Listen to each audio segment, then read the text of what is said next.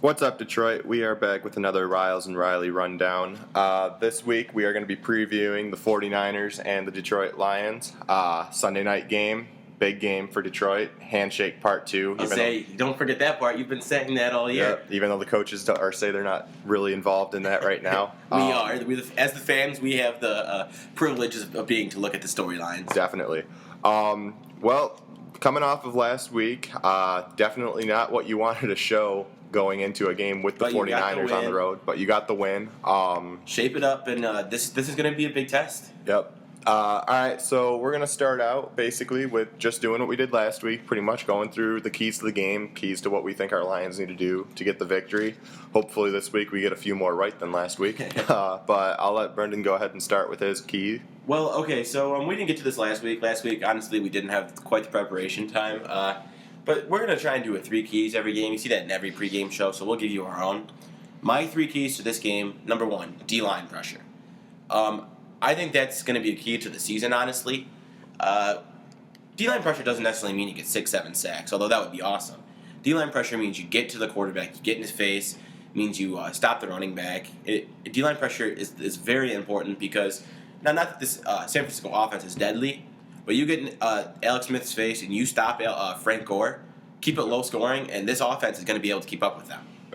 My first key is actually going to be kind of on the same page, but I want our run defense just to show me half of what they did last week. I mean, if we can slow down Frank Gore and all the other backs there, I mean, San Francisco loaded up on running backs in the offseason. I actually had keep the running game limited in my original 3 keys, but the next 2 I thought were very important, so you'll see why. Because if you're going to beat San Francisco, Alex Smith isn't really going to be the one to beat you. It's going to be their defense and their running game. And if, like Brendan said, if they can get pressure on Smith, I mean, the dude does not turn the ball over at all. He's really cut down on his interceptions, which is making him a better quarterback.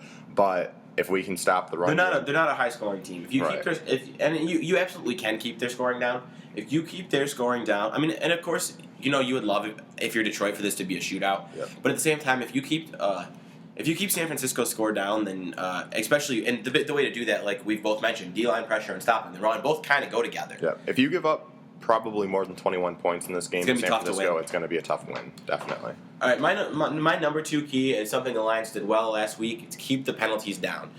This is a very good team we're going up against. You can afford to have some penalties against some bad teams.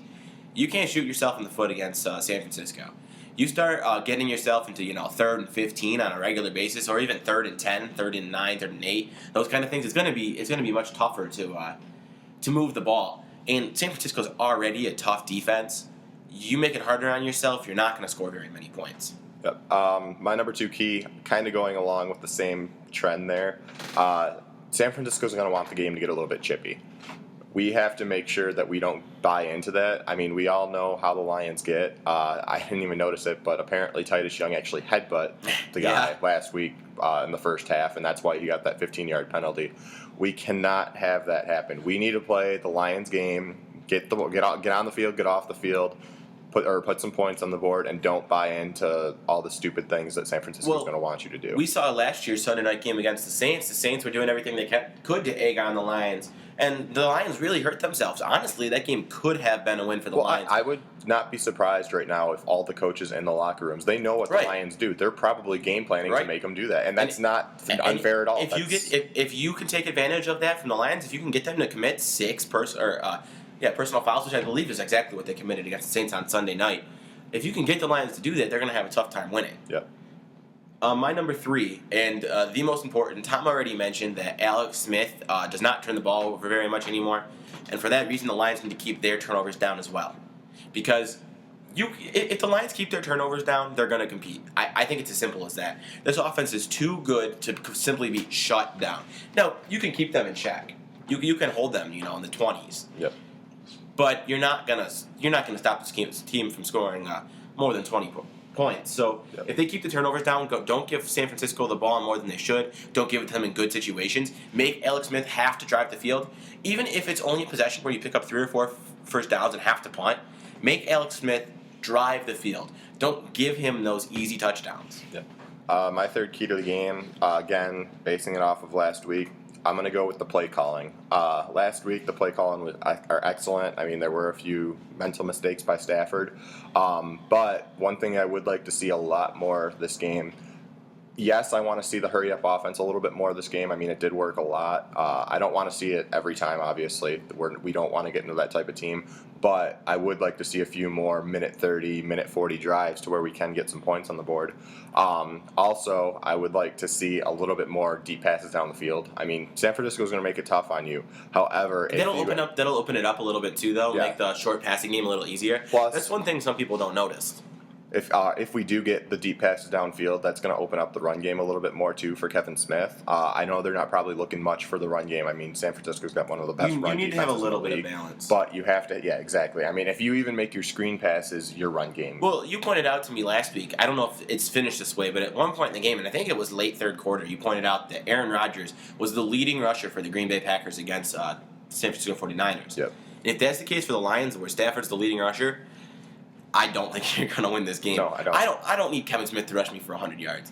But if the leading rusher is Matt Stafford, then you got something to worry about. Well, that's what San Francisco wants, though. San Francisco wants you to make the quarterback scramble, and hopefully they're going to get to your quarterback. We do not want Stafford to be hit by one of those defensive linemen on San Francisco. I want to take a look at something that we didn't do last week, and it's actually not as common. Usually, people will compare with the pass offense versus pass offense, whatever. I'm going to compare it like this. Just off of Week 1 stats, which we all know, you can't take too much out of Week 1 stats, but out of Week 1 stats, the Lions pass offense, 346 yards, ranked first in the NFL, against San Francisco pass defense, allowed 279 yards, ranked 21st in the NFL. Yeah. That's a stat you'd like to see. I mean, everybody thinks of San Francisco as this great defense, and absolutely they are. And they're a good pass defense as well. I couldn't tell you the stats from last year, but this team's known for rush defense, not pass defense. Yeah, well, the best part about that stat that you just showed is it was against Aaron Rodgers on a bad day. I mean, Aaron Rodgers looked horrible on Sunday, and if Stafford can do what we know he can do and limit the turnovers, he's going to have a really good day against San Francisco. I mean, you got to remember, this team went to the NFC Championship game last year being San Francisco, and we only lost them by 3 or 4 points. Yep, and that's the other thing. A lot of people don't really think the Lions are going to... Well, no, people expect the Lions to be in this game. I don't think too many people outside of Detroit expect the Lions to really win this game. Right. Which is surprising. Of course, I would understand leaning towards San Francisco, but Detroit did make it a really close game last year, and actually I believe San Francisco drove the field in the final few minutes. But taking a look at the next thing, Lions rush offense, 83 yards, 19th in the NFL, versus San Francisco rush defense, 45 yards, 5th in the NFL. That's going to be tough. Yeah, you're not. If you're going into this game expecting Kevin Smith to put up great fantasy numbers and just a great game, just don't even turn on the television because he's not going to have an excellent I hope he comes game. out of this game healthy. Yeah, exactly. Hopefully he has above 30 yards and maybe a touchdown by the goal line. But I'm guessing he's probably not even going to do that because I don't know if they're going to run the ball that much. But we're going to see. I mean, if maybe he can bust one open and surprise us all. But one thing I want to look at, actually, is going to be the defense on both sides. Everybody, like you said, everybody wants to think that San Francisco has the best defense in the league, which most likely they do. Exactly. Well, based off of last year's stats, they do. Exactly. However, if the Lions can play like they did yesterday, last week. Right. It could be, last week. It could be a huge turnaround because, the Lions did play an excellent game of defense. We were talking about it last week. I mean, if they could just put up half the effort that they did on Sunday every single week, this team will be a playoff team just because you've got Fairley and Sue who are basically dominant in that game. Well, I'm sorry to interrupt you. I'm not even counting on that defense, but we mentioned, I think, in the post game of last week, if we get that defense, they probably win this game. Yeah, definitely. But hopefully we do. I mean, Alex Smith has been shaky in the past. Maybe we can bring back the shakiness. The other two lineups, which we won't spend quite as much time on, pass offense for San Francisco, 191, 26th in the NFL, which that Packers defense was torched last year. They were one of the worst in the NFL, I believe, behind the Lions, but not by much, versus the pass defense of the Lions from last week, 173 yards allowed, 4th in the NFL. Yep. I don't expect much different there. I expect the Lions probably hold San Francisco to the same general area of where they were. And then rush offense for San Francisco, 186, 2nd in the NFL. Rush defense for Detroit last week, only 78 yards allowed, which is 8th in the NFL. I don't expect them to only allow 78 yards. San Francisco's got a tough run offense. But you know what? If you can try and hold them around that 100 mark, don't let them get above 150. You keep them 100, even 120 yards rushing. That's a very big thing for you because then let's say they give up 200 yards passing, which would be not too bad, and 120 yards rushing. So you'd be giving up 350 yards. 350 yards. It's a lot of yards. Yeah. But you can stay in check with that because you're the better offense. Yeah. And those were generous numbers in my opinion. Well, one thing we definitely have to worry about. San Francisco's got 2 deep threats on their team. They have Michael Crabtree, Randy Moss. We have to make sure that we have somebody on Randy Moss and Crabtree at all times. You cannot get beat deep by those two.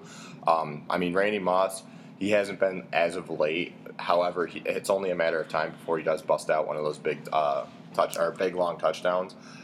He had a touchdown last week in the game, and he did look pretty good last week. He had 4 catches for 47 yards and a touchdown. Alex Smith, if he does get pressure, he's going to start tossing the ball up. We just have to hope that he's not tossing it to a wide open Randy Moss. Because if our secondary does play like they did last week after Bentley went out, we're going to be in trouble. Well, you hope that the D-line can contain him as well because he has shown some rushing ability over really just last year for the most part. You want to hit him, and you just want to make sure he doesn't beat you with his legs. But one thing that I was going to mention about that 2 deep threats that you're mentioning, they have. Luckily for the Lions, it's starting to look like Chris Houston should be back this week. Dalmas, I wouldn't expect to play. Right. You know what? I think a guy who's not getting the love he deserves is John Wendling. Yeah. Yes, I know he was a special teamer a couple years ago. Yes, I know he didn't. You can't take too much from preseason. It's only 1 week in. No, he was playing with the first teamers in preseason. He wasn't playing with second, third teamers. Adelmas missed the entire preseason, I believe. Yeah. He really looks like a true safety. Of course, you don't want him to be your starter, but I think he's doing a good job filling in. Yeah.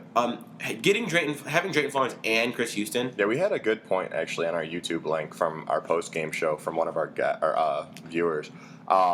I think it was. Didn't we say it was Jones that got burnt on the last touchdown? No, it was Jonte Green. Yeah, Jonte Green. That was it.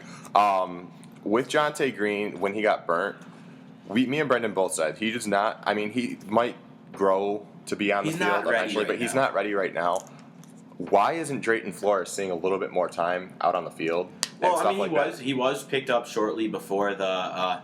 Right, but I don't know if I would rather see a guy who's been on the team short term or a guy who hasn't seen a professional football field. No, I understand where you're coming from. I'm just giving you the devil's advocate of that situation. I think you'll see Drayton Florence more of a factor over the next couple weeks. Yeah, because if Drayton Florence can come out, keep in mind a cornerback is at their best when you don't hear their name. Yep, exactly, and that's why I think we got so upset last week because you heard Jonte Green. First, he runs into his own defender, and then he gets beat on that deep ball from Bradford in the end. And you know what? And don't get me wrong. We gave credit to Bradford. He made a great throw, but you got beat. It's when your back is turned to the ball and you don't get to see the ball coming. Yep.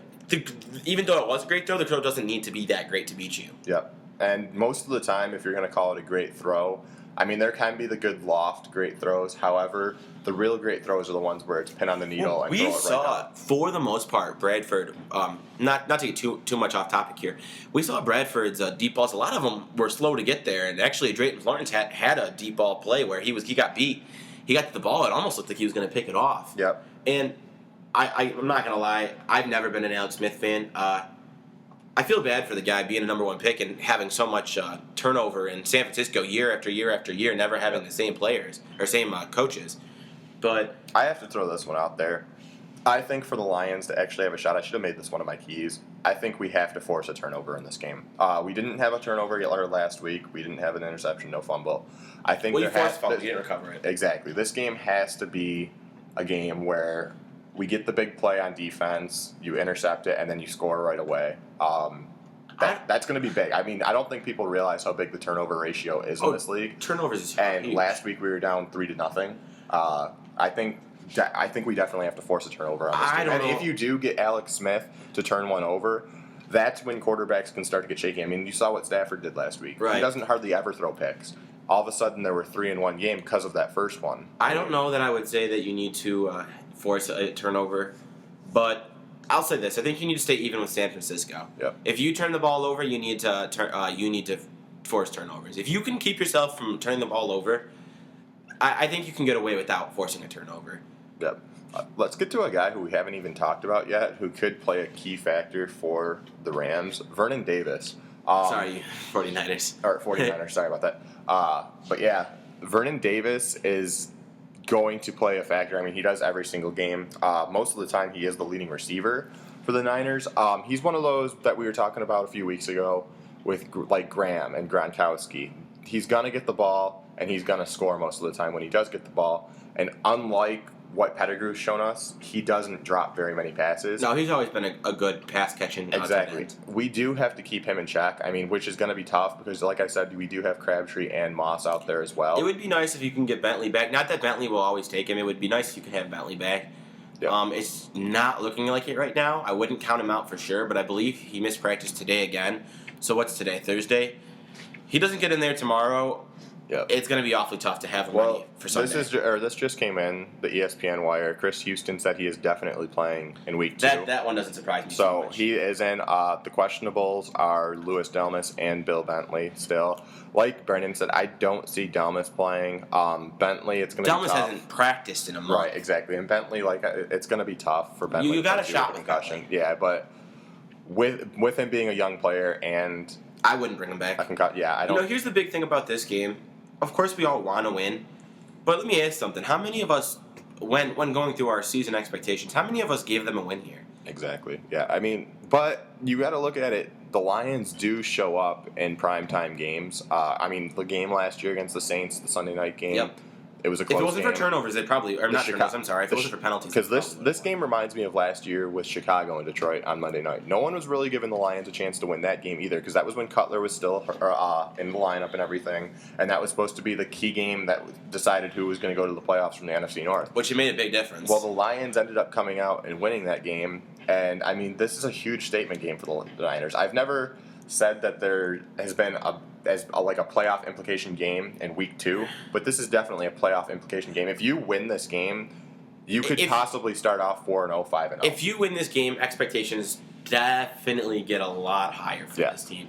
Right now, I think the general consensus is somewhere 9-11 wins, probably about 10 wins, which I think is probably fair. I think if you win this game, people's expectations step up big time. And something interesting I heard on 97.1 on the way over here, actually. Think about it like this. Chicago plays Green Bay tonight in Green Bay. Yep. I think most people think it's a pretty close game.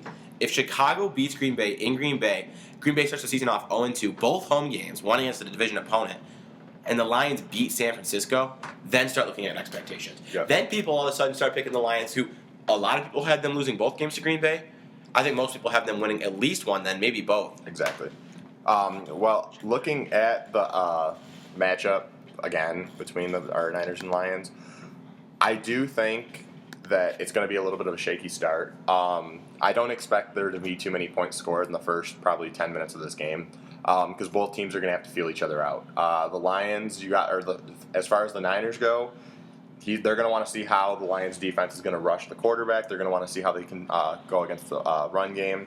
I could see if the Niners win the toss, I could see their first drive going for about 7 to 8 minutes. Same thing with the Lions. When they get on the field, they're going to need the quick hurry up. Yep, I was going to say what we talked about last week. I like those long drives, and honestly, I prefer the nice long drives early on. But if you can, you want to put up points as quickly as possible. Against this Niners defense, you want I said earlier in the show that I didn't want a hurry up offense, but looking at it some more, that might be the best game plan for this Niners team. Because if you can keep that defense out on the field with a hurry-up offense, that's going to be your best ally because you'll get them tired. That's when you can start throwing the ball deep down to Calvin, who is questionable this game. We didn't mention that yet. It's not going to happen. He's questionable in quotations. I don't think he's... Yeah, he's going to play. I see this quick pass team really coming out today, or this weekend. The quick pass game coming out. I mean, we both think they need a mixture of the long drives and the quick pass. Because the problem with the quick passes is sometimes it leads to quick drives, and that doesn't keep the offense out on the field. You actually keep the offense out on the field more so when you're running the slow offense. but at the same time, it is more tiring to have to keep running the hurry up. Yeah. Now, if they could run a hurry up and continue using short passes and not have to force the ball deep, that wouldn't be too bad either. I would really like to see the Lions. You said you expect no points early on. I would say that's probably not a good thing for the Lions. No, it's not. It's not a good thing. But I'm saying the reason why I said no points. I think if the Niners do win or win the toss and get the ball first, that's when you'll see no points in a hurry because of the fact the Niners do not want this game to be a shootout. They want the Lions defense to be out on the field for about 8 minutes a quarter, and that's how they're going to win the game. I mean, the Niners aren't going to put up 50 points on The defense is big in this game, and, last year saying that, you'd be pretty concerned. Yeah. And, it's actually kind of weird looking at it. You're saying the defense is big in this game when really the best part of San Francisco is their defense. Yeah. But I think I guess really when you look at it, let me ask you a question, Tom. If you had to go Lions offense versus San Francisco defense, who's better? Where do you go? It's tough to say right now. I mean, honestly, this is a complete bounce back game for Stafford too, and the Rams were not a great defense last week. They were okay, but he still put up 355 yards. The Niners are definitely going to get more pressure on him. They're definitely going to have an opportunity to intercept the ball just as much as the Rams did. I think it's a toss-up right now, honestly. The way we're talking about it, just thinking about it to me, because we're saying the defense is a key for the Lions, it sounds like we're giving the Lions the advantage on offense. We're expecting the Lions to score. There's just so many weapons. Exactly. This game is definitely a winnable game, but it's definitely a losable game, the Lions now too. don't have any games on their schedule that they can't win. And if you had to try and point to one, maybe in Green Bay, but even that... That's one thing we haven't talked about yet. One thing the Lions do not have going for them this year is playing in Ford Field against the Niners. That was a huge key last year. In Candlestick, San Francisco's always a tough place to play. It's probably one of the loudest outdoor stadiums that you can go to. I don't know. And it's a night game. Yeah, night games tend to have the louder atmosphere. It's much harder to play a night game on the road. I really don't know. It's going to be a It'll toss-up. be an interesting game. It'll be, honestly, looking at the schedule right now, if I had to pick the next game that excites me as much as this, let's see, at Tennessee, no. Minnesota, no. At Philadelphia, no. At Chicago, maybe. It's another night game. That one's a tougher call. Right. We'll see how things are looking from them.